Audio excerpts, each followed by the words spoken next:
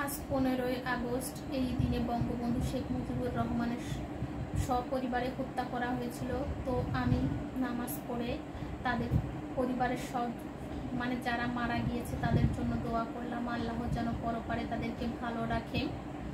আসলে আমি এতটা অকৃতজ্ঞ বাঙালি না যে শেখ মুজিবুর রহমানের অবদানের কথা ভুলে যাব। তার অগ্নিঝরা বক্তব্যে অনুপ্রাণিত হয়ে শত বাঙালি মুক্তিযুদ্ধে ঝাঁপিয়ে পড়েছিল এবং এ দেশকে স্বাধীন করে এনেছিল। তার শেখ মুজিবুর রহমান তার 15 বছর তিনি কারাগারে ছিলেন এই বাঙালি মানুষের স্বাধীনতার জন্য। তার জীবনের 15টা বছর তিনি কারাগারেই কাটিয়েছেন। এই অবদানের কথা আমরা ভুলতে পারি না। আমাদের প্রিয় নবী হজরত মুহাম্মদ সাল্লাল্লাহু আলাইহি সাল্লামের যাওয়ার পথে একজন বৃদ্ধ মা কাঁটা দিয়ে রাখতো, আর আমাদের প্রিয় নবী হজরত মুহাম্মদ সাল্লাল্লাহু আলাইহি সাল্লাম কি করতো, সেই কাঁটাটা সরিয়ে তিনি যেতেন।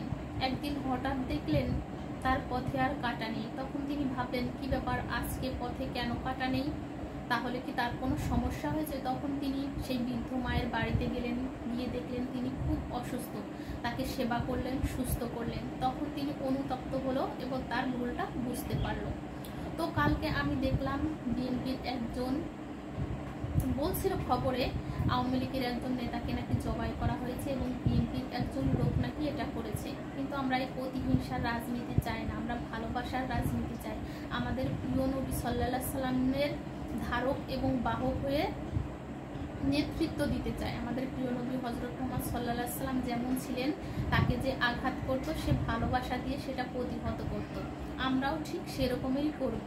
প্রতিহিংসা দিয়ে কেবলমাত্র দেশ বা জাতি বা মানুষে মানুষে ভেদাভেদ এবং ধ্বংসই হয়, কিন্তু ভালোবাসা দিয়ে সব কিছুই জয় করা যায়। তো আসুন বাংলাদেশের সকল জনগণ এবং সকলে মিলেমিশে থাকি আমরা। কোনো প্রতিহিংসার রাজনীতি নয়, বরং ভালোবাসা দিয়ে পুরা দেশটাকে আমরা সুন্দরভাবে গড়ে তুলব। আমার কথাগুলো যদি আপনাদের ভালো লেগে থাকে তাহলে আমার ভিডিওটা একটা লাইক দিবেন আর শেয়ার করবেন। আল্লাহ হাফেজ।